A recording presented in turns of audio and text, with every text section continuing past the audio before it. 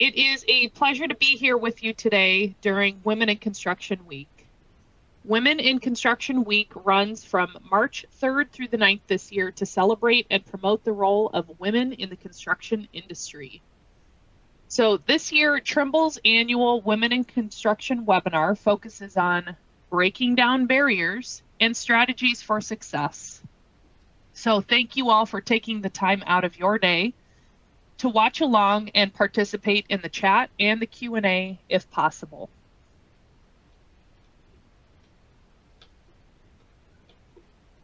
First off, a quick layout of our agenda. Excuse me. So we'll start with introductions, both of your hosts and your panelists, and then we'll head into our roundtable discussion where we'll present a few topics to our panelists.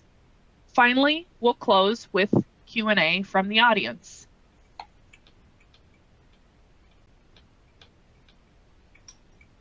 So first off, to start with your host introductions.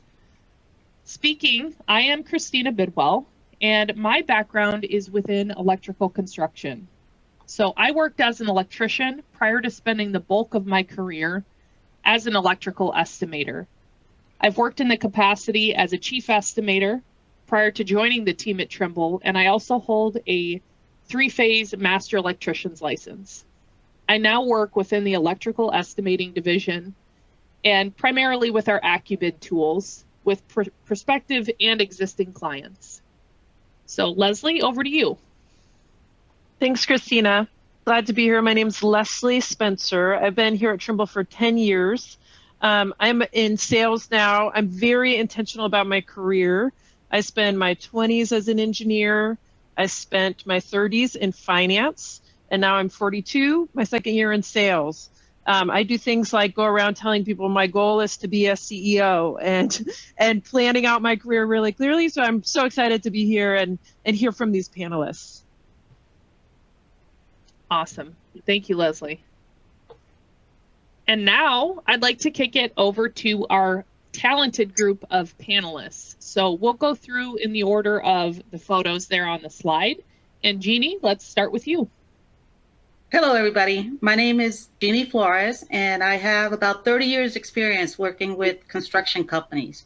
I've been a controller, I've been an IT manager, and I also worked for 20 years as an ERP consultant. So I had a lot of opportunities to work with about 100 different construction companies and all different sorts of trades. So I've seen a lot out there. Irene? Good morning. I'm Irene Garcia.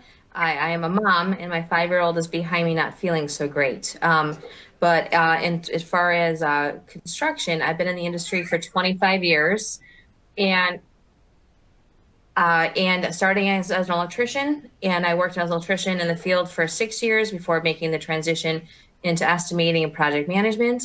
I've done high rises, hotels, hospitals, kind of run the gamut. More recently, I've started pursuing my passion of coaching women in construction and giving them the help and support they need to succeed in their careers. Excellent, Irene. And of course, if you need to step away, please feel free. We all understand what it's like to have some sick kids at home. So Mary, over to you. Good morning. My name is Mary Soffner. I've been in the construction industry for over 15 years, and it has definitely been an exciting journey. The last 5 years, I've been at Dugan Contracting, where I've been the controller, and it has brought new experiences and challenges that have pushed me and my team to adapt to all the changes happening around us. And as my favorite saying, teamwork makes the dream work. And that's how I love to have my team here at Dugan. On to you, Josh. Hi, good morning and good afternoon, everybody, depending on where you are. I'm Josh Broder, and I'm the CEO of Tilson Infrastructure and the chair of a construction company and consulting company called Tilson. I started in construction 22 years ago when I was in the Army running a unit that designed and built networks, so in the telecom specialty. And my first job out of the Army was in helping other companies implement ERP platforms. So sort of similar background to Jenny. And in in doing that ERP system deployment, I worked in, I don't know, over the years, probably close to 100 construction companies in the ENR 400. And now the company I run still does that. We're a consultancy that helps other construction companies put in ERP.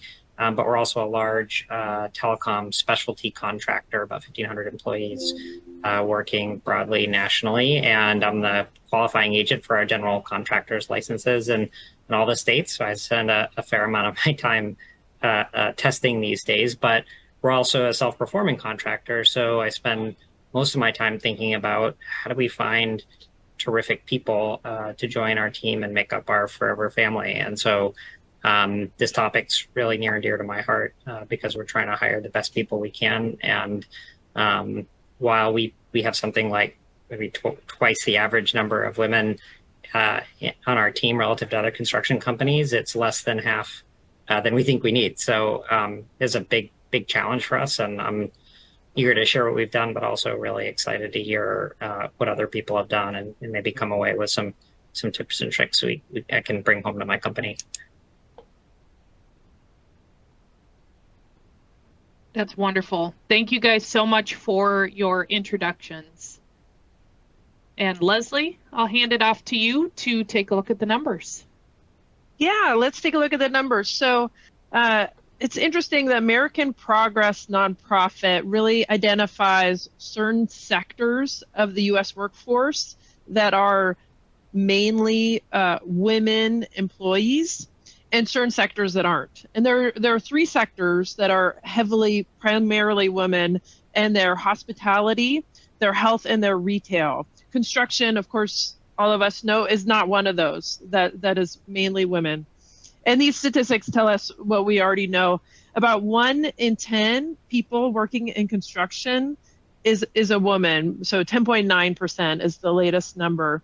In the US, about 47% of people in the workforce are women versus this 10%. However, in the US, for equal jobs, on average, women make 82% of what men make. Construction is actually strong in that statistic. It's stronger than the average. So 95.5%, that 4.5% matters, and we all need to strive to make it equal. But doing better than the average U.S. workforce. And then this last statistic, so 47% of people in the workforce in the U.S. are women. 42% of managers in the U.S. workforce are women. And here we see in construction, 10% of managers are women. So interesting, we see that about 5% fewer women are managers than the general workforce outside of construction. In construction, it lags 0.9%. It seems like, there are a lot of things we can focus on. It seems like one of the biggest things is just getting more women in construction to begin with, right? And so let's all strategize how we can do that and help each other move up once we're in there. Thanks so much. Okay, so now we have a question for the audience. And so please enter your answer in the chat. What is most challenging to you about being a woman in the construction industry? Take a minute, put it in the chat.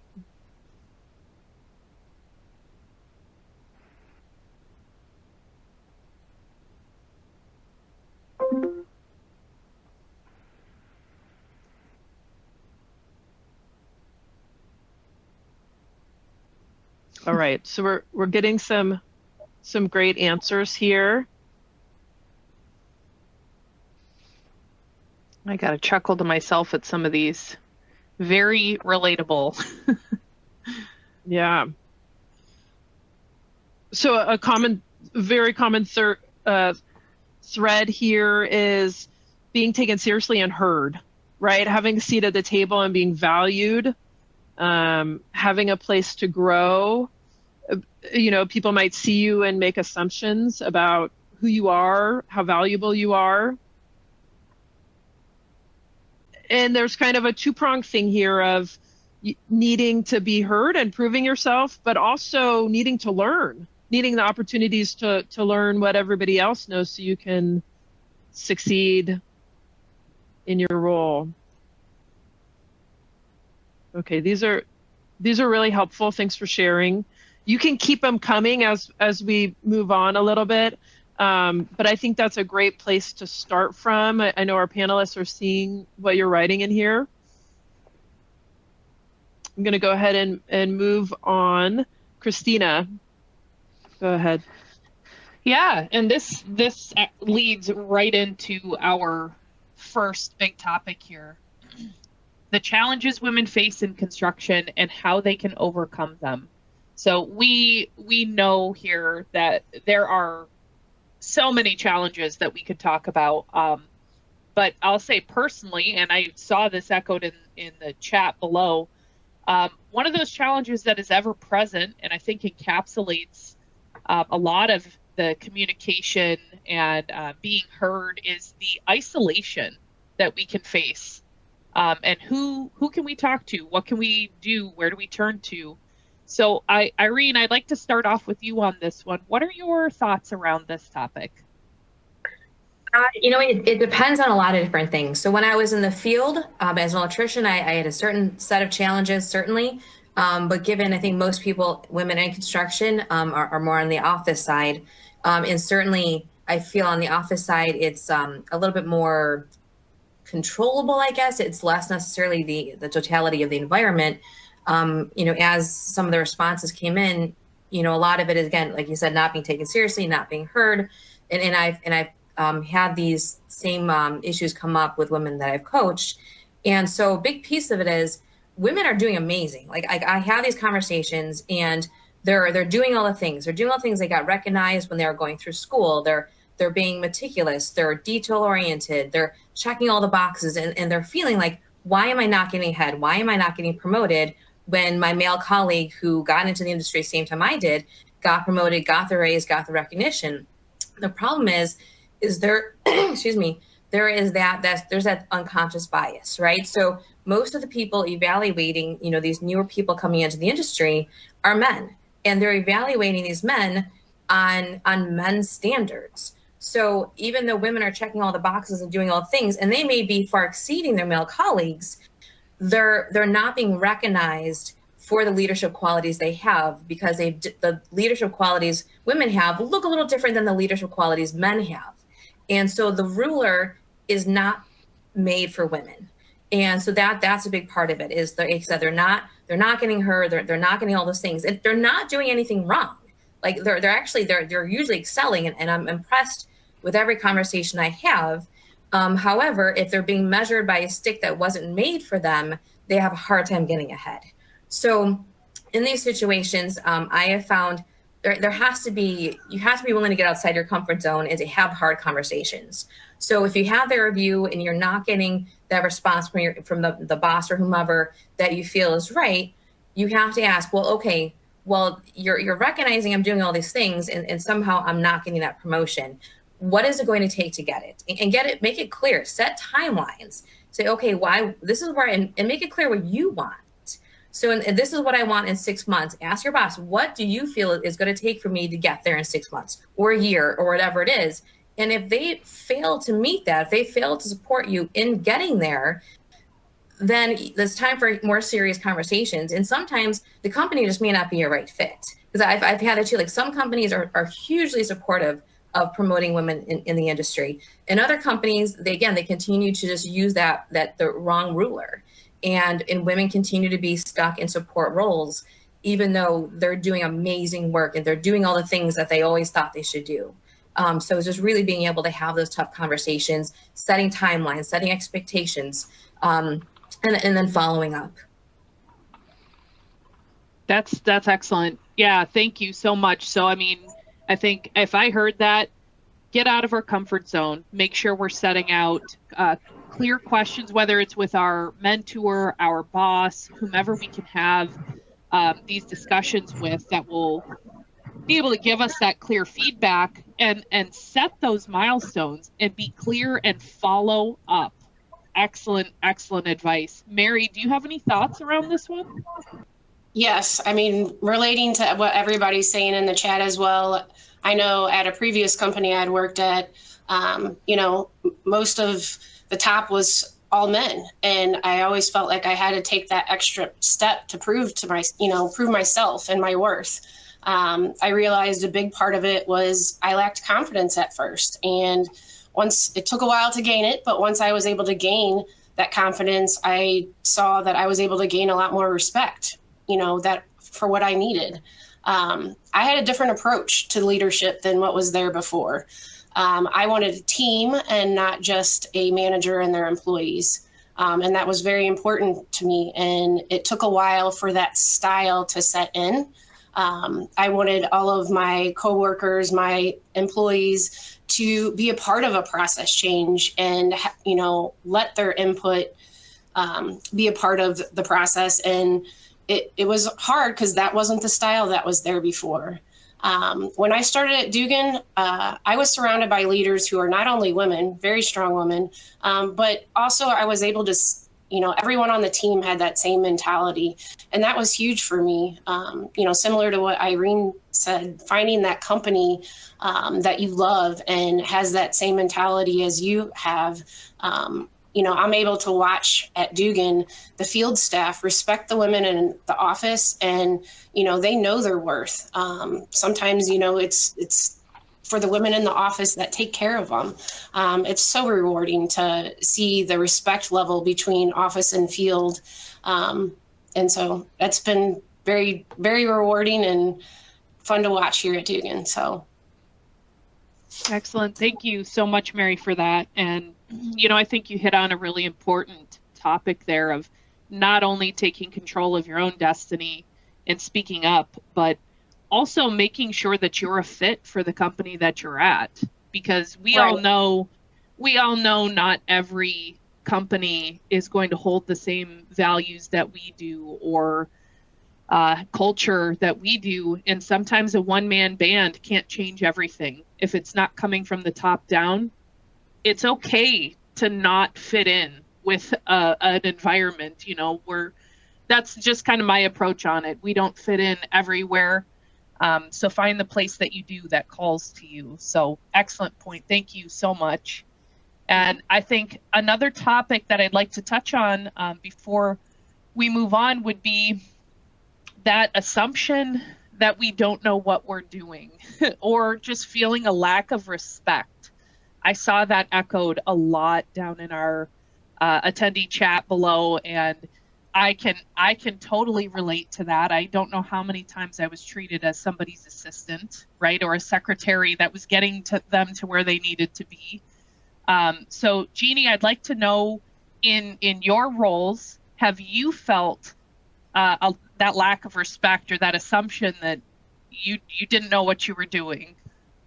Actually, one of my first positions in a construction company, that same exact situation happened to me.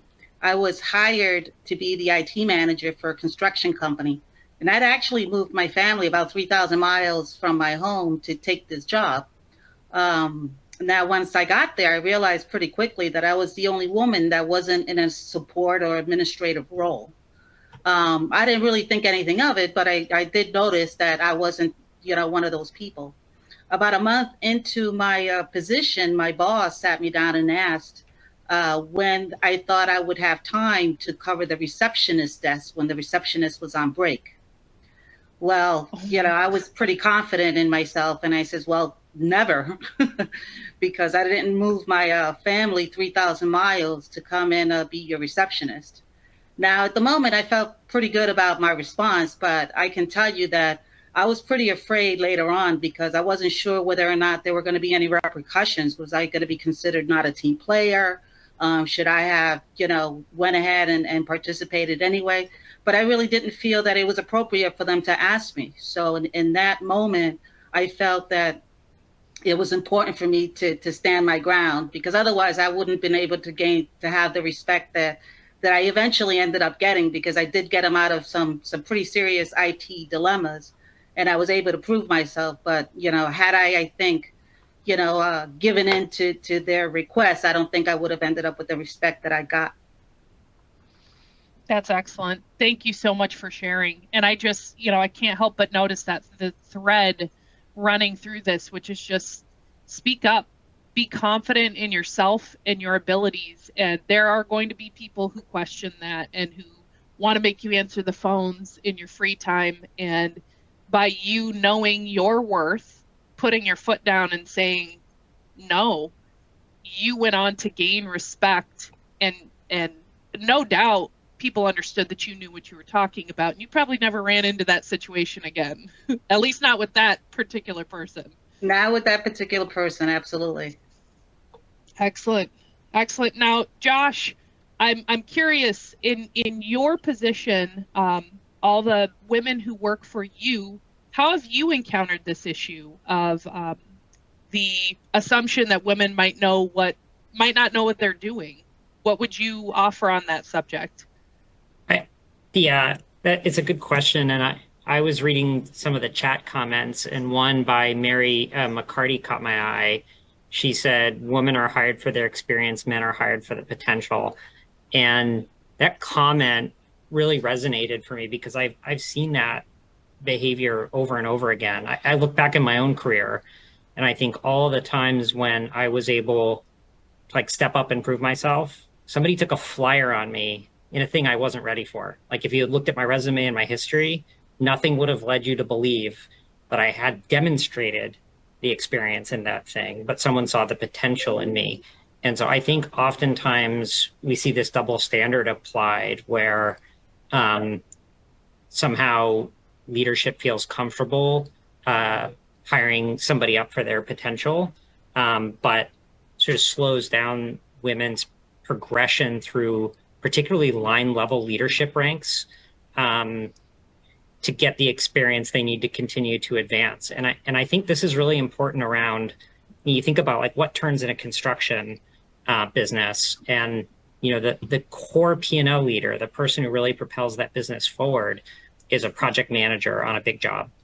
And there can be lots of progress in ancillary and support positions, but until we allow better parity on seeing that potential in those hard, difficult, sort of business make or break jobs on difficult projects, I don't think we'll find the kind of parity we want, because that's the person who's driving and really creating a lot of the higher fire gravity down within those big, project stacks. And so we have a executive at Tilson, a woman by the name of Adria Horn, who runs our workforce organization. And we were trying to think through, structurally, how do we make some progress on having better parity with women in construction, and particularly in sort of more line level leadership positions. And she said, well, it's simple. You just hire, support, and promote women.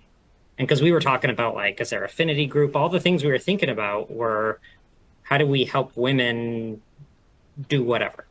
And the problem here wasn't in women's performance on the job or them somehow needing to Jedi mind trick people into doing the thing they should do.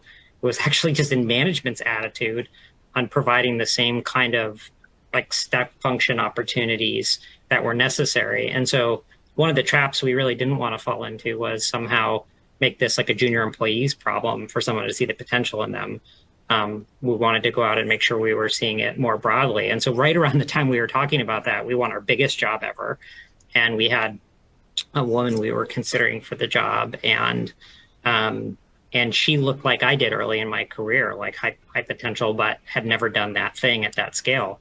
But sort of all the indicators where the potential existed. And she had a boss, a male boss, who was saying things like, hey, this person's not ready. I see the potential too, but maybe someday.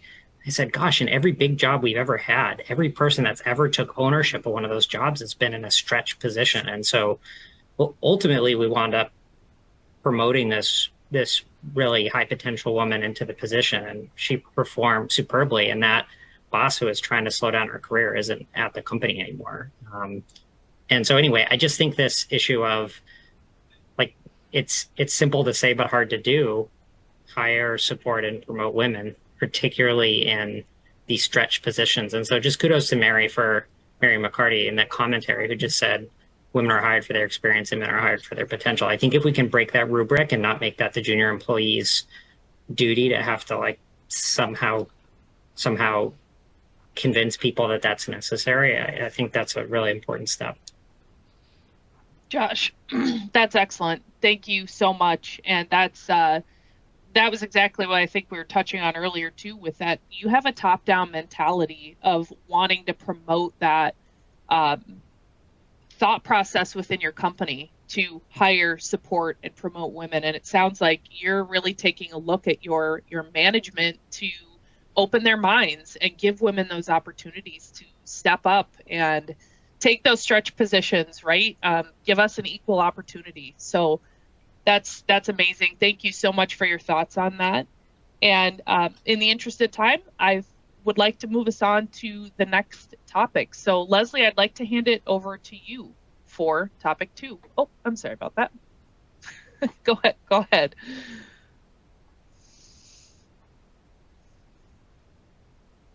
We are unable to hear you there, Leslie.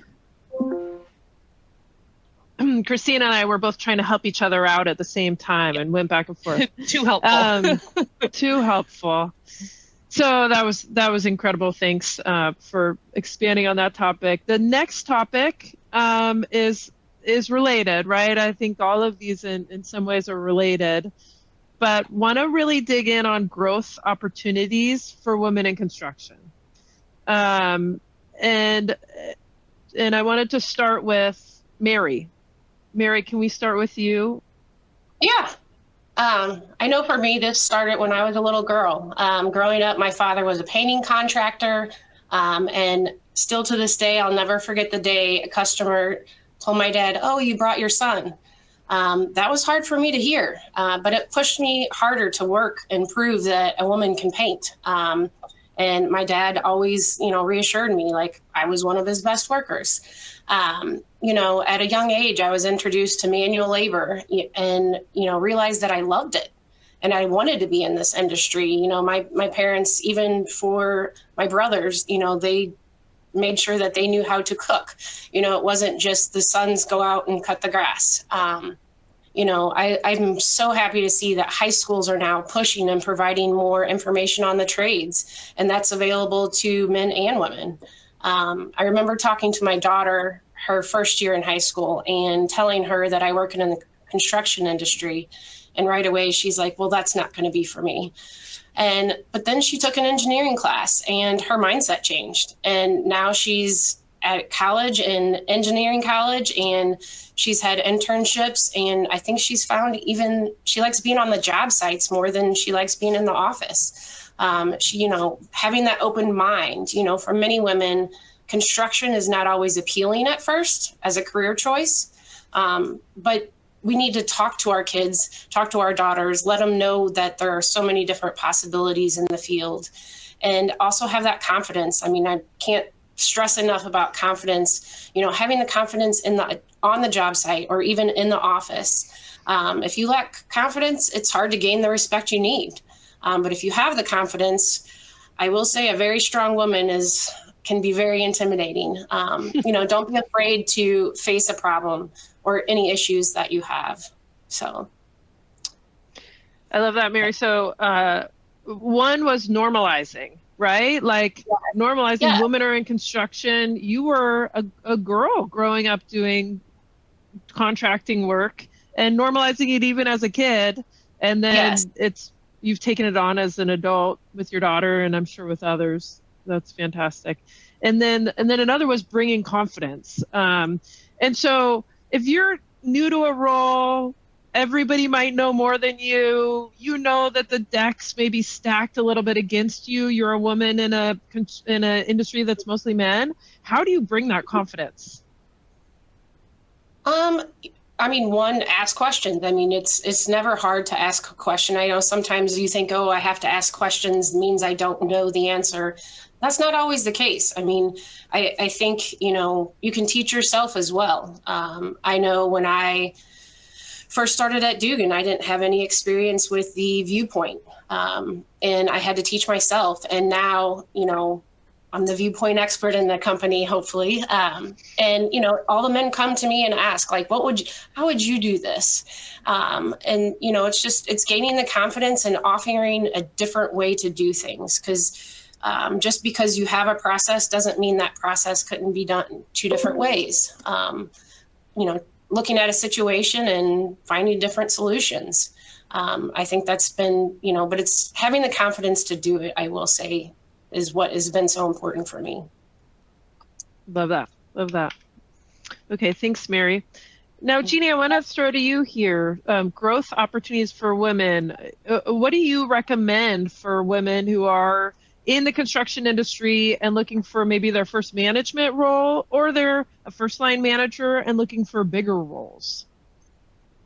Well, I think the most important part is to understand every aspect of the business. I think as women, we tend to, you know, want to do what we do well and not really expand into other areas because we're so focused on what's in front of us. And I think, you know, as we look to expand our careers, we should expand our industry knowledge. I know that working with ERP customers, I had to work with operations people, I had to work with finance people, I had to work with admin people. So there's a lot of areas there that, you know, I had to gain understanding because I didn't always understand, you know, what everybody's challenges were. So if I had to give anybody any type of advice, would be that just try to understand, you know, every aspect of construction, not just one aspect. And I mean, even you know, walking a job site, I participated in some Habitat for Humanity projects just so I could be able to walk a job site and see what the trades are doing and what those challenges are. So that's really what I would suggest. I love that. I love that. So you're really understanding the bigger picture of the company, right? What are all the different parts doing? And when you didn't have a real opportunity to walk a job site, you took on a volunteer position where you could learn a lot, even at Habitat for Humanity. That's great. Exactly. I also, you know, I became one of the boys. I actually, you know, that was the approach that I took to try to fit in. You know, I tried to talk like they talked and, you know, went where they went and, you know, picked up golf and started smoking cigars. And did you really pick up golf and smoke cigars? Yeah. I sure did. I sure did. Smoked and played. I got down to a 10 handicap. So, you know, I was pretty respectable. That is so funny. That's so funny. And can I ask along those lines, I had a career coach that I hired a long time ago. It was, brief, but really powerful. But one thing she told me is this is maybe controversial, to never talk about my kids. Never talk about them unless somebody asks me directly, and then talk briefly, and then never talk about them again. Now you are taking on golf and cigar smoking. Along with that, are you pretending you don't have a family? I don't know that I pretended, because a lot of the guys did actually talk about their wives and their kids and things like that. Mm-hmm. So those topics, you know, aren't exclusive to women. I think guys do talk about that. They may, you know, take on a different, you know, a tone, mm-hmm. You know, but, you know, guys still talk about their family. So, you know, I had opportunity. I didn't really feel that I had to hide, you know, my feminine side, so to speak. You know, I still wore the cute outfits when I went to go play golf. And I always had a manicure when I had a cigar in my hand. So I didn't feel that I needed to be, you know, masculine in that way, you know, but it did help for me, you know, to be able to compete, you know, in a male dominated role, to be able to do all those things. Yeah, that's so helpful. Thanks so much for sharing that. It's almost, you know, we touched on people have these implicit biases that they're not aware of, and you're like kind of infiltrating to be in the boys club, but through your actions and your own way. I love that. It's super helpful. Yep. So Josh, I want to throw to you next. So you were talking briefly before about something really powerful, which is really challenging your leaders who are on your team to look at, okay, everybody who's in a leadership role, somebody took a chance on them, and it can't just be men that we take a chance on, right? We need to take a chance on women. How if I'm a middle manager in a company, how do I try to make sure that when people are hopefully in a position where they're going to take a chance on women like they take a chance on men, that my name's front of mind, that they're thinking of me? Yeah, it's a really good question, because I think, this collision between opportunity and self-advocacy is sometimes really lopsided. And I was on a panel talking with a number of folks on sort of using DEI as a window to expand workforce. And I just had the good fortune to be sitting next to the woman who does DEI at Google. And she was saying that because they're data people, had collected just a huge amount of data on what happened on their internal job site. And what they found was that they had roughly the same click-through rate on internal positions that they were advertising for promotion, but that the fallout rate between looking at it and applying was higher for women. And so that made them curious, like, what's going on here? And so they spent some time doing some internal surveying and sensing sessions. And what they found was that if a position said the requirements are, list 4 things, or educational requirement, experience requirement, hard skill requirement, whatever, that there was a general tendency for men who didn't have those experiences to apply anyway, and a greater tendency for women to read those experiences and say, well, I'm missing this one, so this one probably isn't the right fit for me. And so, you could imagine all the life experiences that's led people to those conclusions, which is like a bigger topic to unpack. But I think the thing they found was that there was actually something they could do about that, which was to dial back the requirements of the things that they actually felt were necessary, rather than saying like, hey, the perfect purple unicorn of a candidate has all of these things. Say, actually, what's the minimum, so that people didn't self-disqualify out. And so, look, if we're all working at Google, hooray for us, they're trying to lower the bar there relative to what might scare somebody off from applying for something they're actually quite qualified for on a stretch basis. And so sort of back to your question, which is like, what can we do? Is I think before the moment comes, I think doing a little internal role playing, both with the managers who are going to doing the asking, and on a mentorship basis, the individuals who may be in a position to put their hand up, is just to try and close that assertion into the ask moment, because hopefully the organization's done all the right things to make it easier to sort of opt in. Yeah. That's so interesting about. Oh, go ahead. Sorry. Yeah, sorry, I had a little glitch on the device here, but so hopefully the organization's made it more inviting to opt in. But I think the challenge here is that if you read all those comments on the chat, that's not the state of play in the world. And so I think showing up and asking for something that one may not meet all of the requirements on the list for is actually probably the single biggest thing an individual can do for themselves to show up into those processes. And then if you're showing up into these processes and the organization isn't recognizing it, to try and find an organization that would. Yeah, I love that. Yeah, so that's so interesting to hear what Google was saying about making it more clear what the minimum requirements are, rather than just painting a picture for this role. The unicorn that we'd love to find is this. Well, you're not going to find that unicorn. So what is really the minimum, kind of on the company side? And then on the applicant side, the person trying to move up, it is to put your name in the hat when you may not be totally ready, right? And it's really asking for that somebody to take a risk on you. It sounds like. I love that. And then last one I think we have for this topic, Irene, I'm going to send this one to you if that's all right. A lot of people are talking about feeling stuck in the chat. And if you could give some pointers on how to get unstuck in their career, in their path upward. No, of course. So I think that, going back to what I shared earlier, is setting those goals, right? So sometimes we feel stuck where we are when we don't know where we want to be. So we need to kind of flesh that out. So is it my goal to be a project manager? Is it my goal to be a project executive? Is it my goal to be the foreman? Like whatever that happens to look like, it's like examining where we are now and seeing like, okay, what do I like about where I am? What do I not like? What do I want to change? And then just you have to be clear on it. Like I think just in life in general, right? Like we get stuck when we don't know what we're working towards. We just know in the pit of your stomach, yeah, this doesn't feel right. I'm not excited about getting up every day. But what do I do? So it's figuring out what does unstuck look like. It's, and it could be a combination of personal and professional, right? It could, a lot of times it's both, especially, for working women.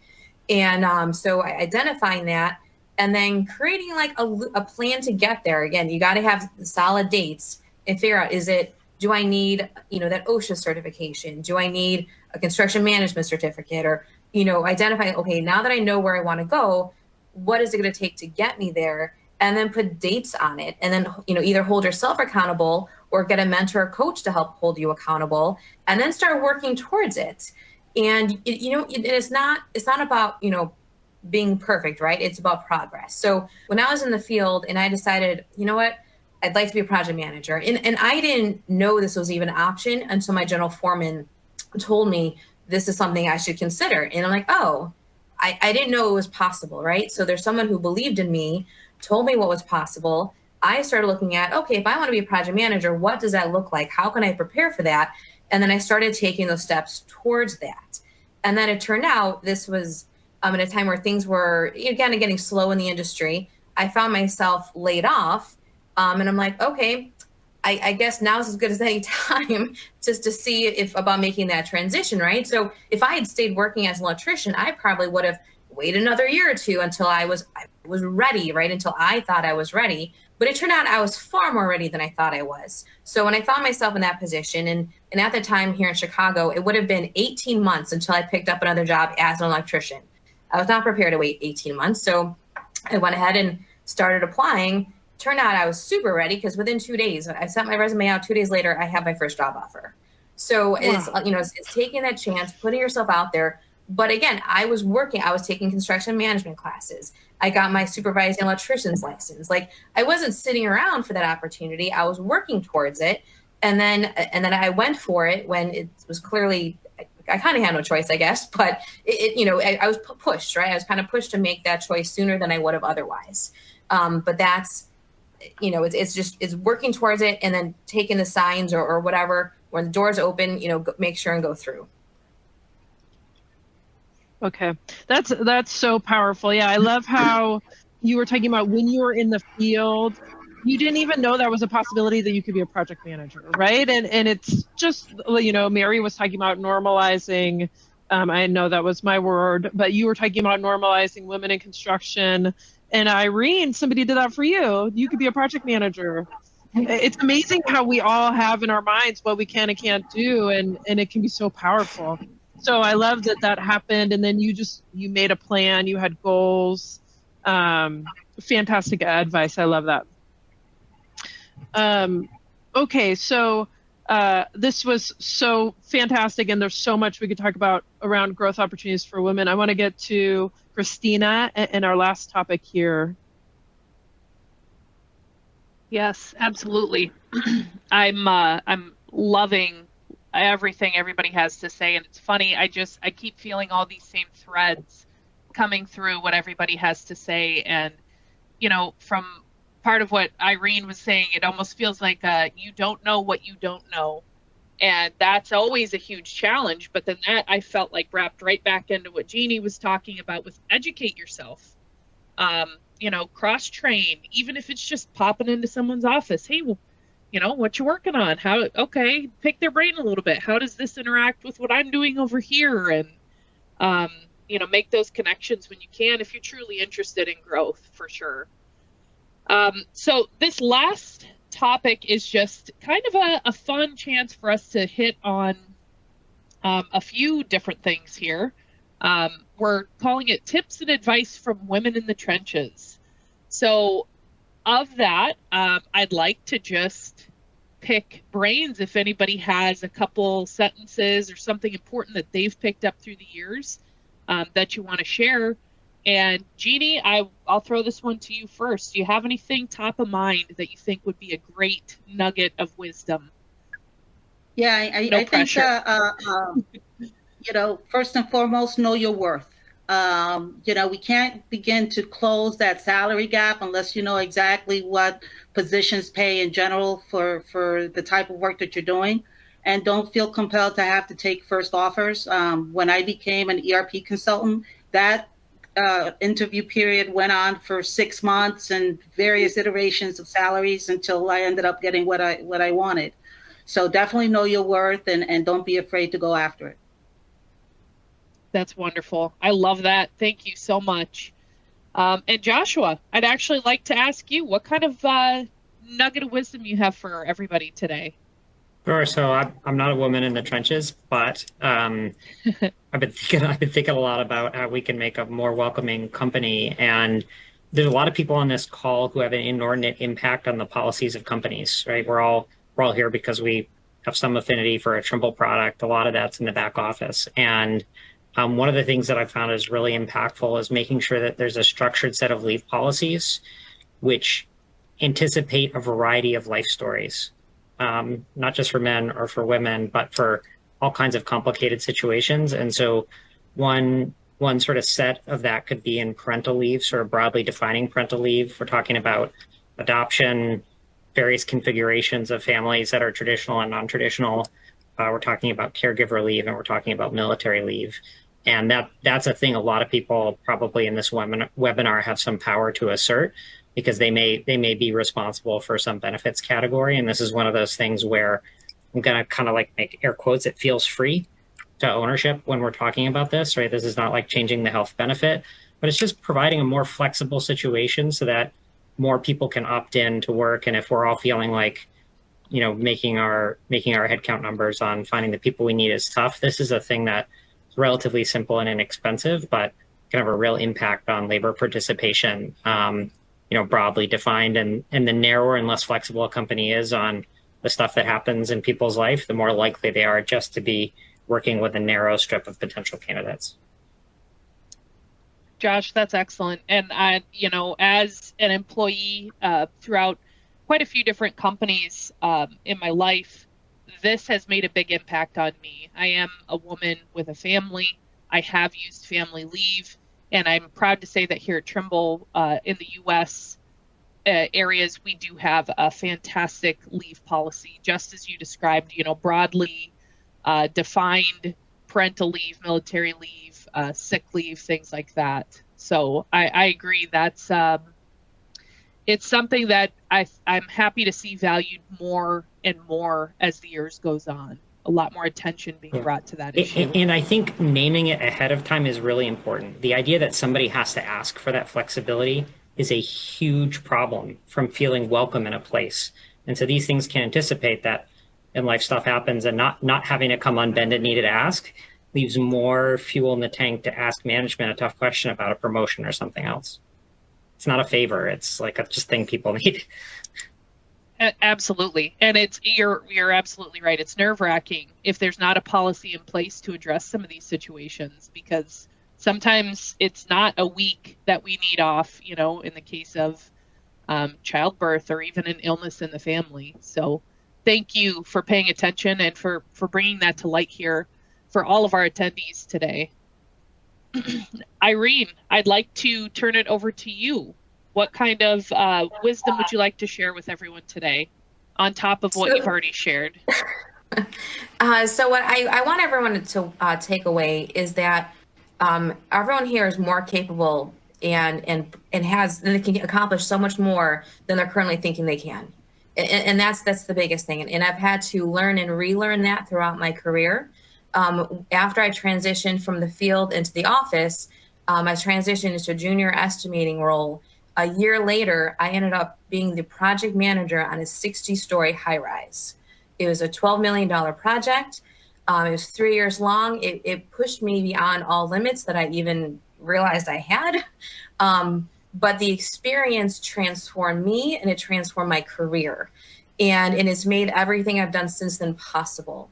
And if you had asked me, you know, going into it, like, oh, hey, what do you think about being a project manager? I would have been like, oh, maybe in a few years, or maybe on a small build out or what have you, but never, ever would I have thought I'm going to do this 60-story high rise. And I'm not like some unicorn where I can do something no one else can, right? Like everyone here can do more than they realize. And sometimes, you know, they just need to find the person to remind them of that, to say, you know, you are capable, you know, you're smart, you're all the things.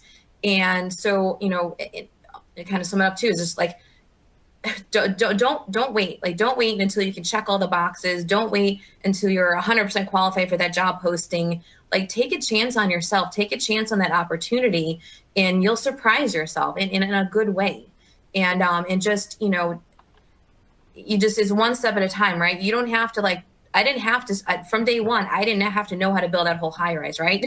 Like, I took it a step at a time. I took it a meeting at a time, a conversation at a time.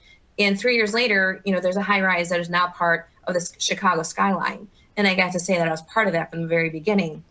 And if I had freaked out, if I was like, oh no, I can't do this, you know, maybe I'd still be a junior estimator, or maybe not junior, but, you know, I would not have grown in the way that I have.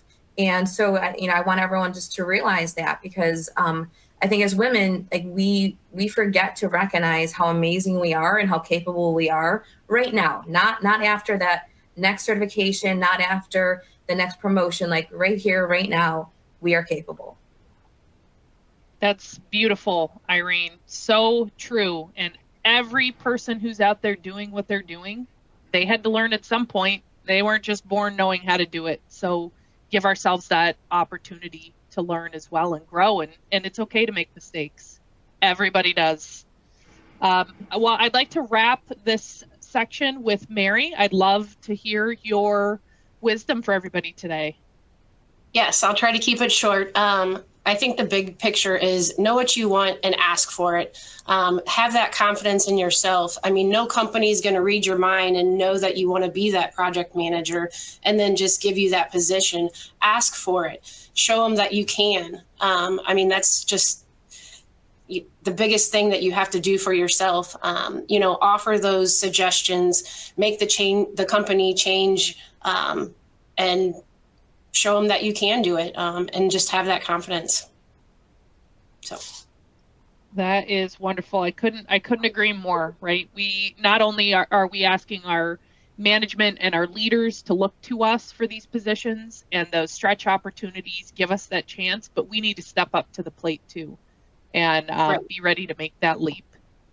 Well, fantastic. Now we have chatted away here. The final portion of this webinar today is our Q&A session. Now, we don't have, obviously, a ton of time. We've got about 7 minutes, but I'd love to hand this over to Leslie to maybe pick a few Q&A questions to go from here. I'd love to.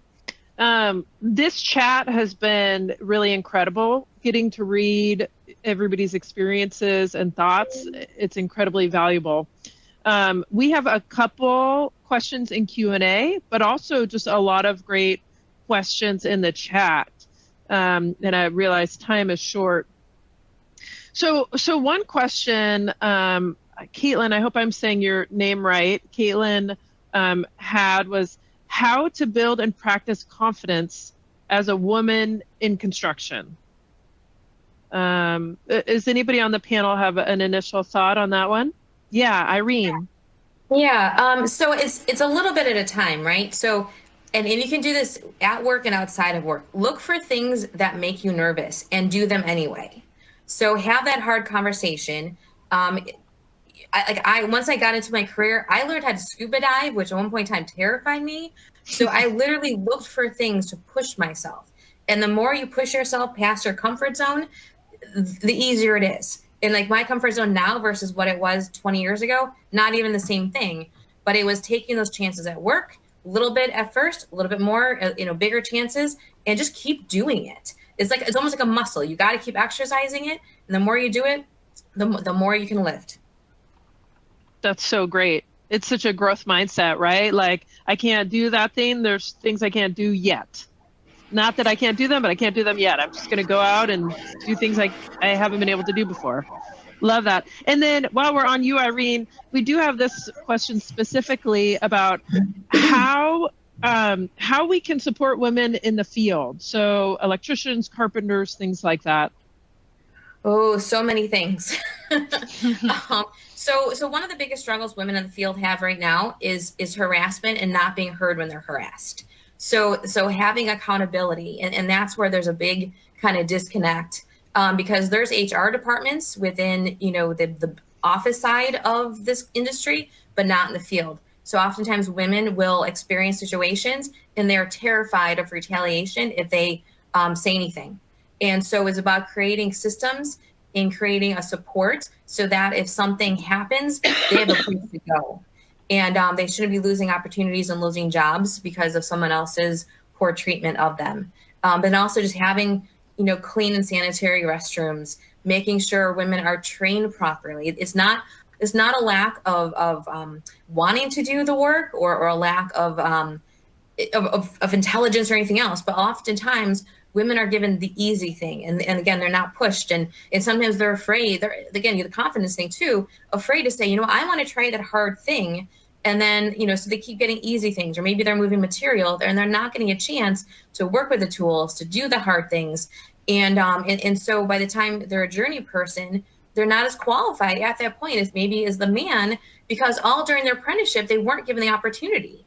And so it's just, check in with that apprentice or even that journey person and ask, like, hey, how are you feeling about your training? How are you feeling about the opportunities you've had in and making sure that they're being trained properly. If I could just sort of chime in there on what Irene said there about this one-to-one mentorship, I think this is a really big deal. And look, it's a great practice to have one-to-one mentorship with any field employees to help them advance. But I think it's particularly important where you're trying to make sure that people don't slip through the cracks. And in my own travels in the field, when I've run into folks who are, day laborers on, visit one to this office in Wyoming, and we're operating 3 pieces of equipment 6 months later, and I ask those employees, like, hey, what happened since the last time I saw you? You were digging ditches, and now you're operating 3 sophisticated pieces of equipment. And the story almost always tracks back to, well, so-and-so took an interest in my career, and I've been working with that person, and they've been coaching me through this thing. And so I think having, like, even in open shop companies, and this is like a thing that sometimes open shop companies drop the ball a little bit on, is to have, whether it's a registered apprenticeship or some other informal program, a way to make sure that those junior employees get one-to-one mentored, so they don't come in for like a short period of casual labor and then leave. If you want that employee to stick to the company, you really need to make that sort of one-to-one investment. And I think table stakes is a year of one-to-one mentorship. I don't think something shorter than a year is really the right answer. Yeah, that's powerful. Irene, you touched on so many things to do with, it sounds like we could spend hours, of course, on how to support field. I mean, things as simple as harassment. Well, that's not necessarily simple. Things as simple as restrooms for women in the field, as complicated as harassment, how to set up a system where there's no fear of retaliation, which is so difficult and complicated, but also so necessary. And then, of course, one-on-one coaching, having somebody who shows you what you can do and helps you with that plan you were talking about, that these are the steps to get there. Okay, and I'd love to continue. I know we're at the end of time. So there will be, this is recorded and it will be sent out. And Christina, I'm going to pass to you, but thanks so much, everybody on the panel here, and for the incredible participation from the audience. Yes, thank you, Leslie. And it was truly special to be a part of this webinar. I think with this group, you guys are so experienced. I think we could probably continue this conversation for another hour. With no problem. So I just can't thank the panelists enough for their time, their experience. Thank you all for attending, for engaging in the chat and the Q&A. And this is being recorded. This will be sent out. Please share it with any of your coworkers, and especially with those in the field who might not have been able to attend today. We'd like to make sure that they can see this. And we can't thank you enough, and hope to see you guys again next year.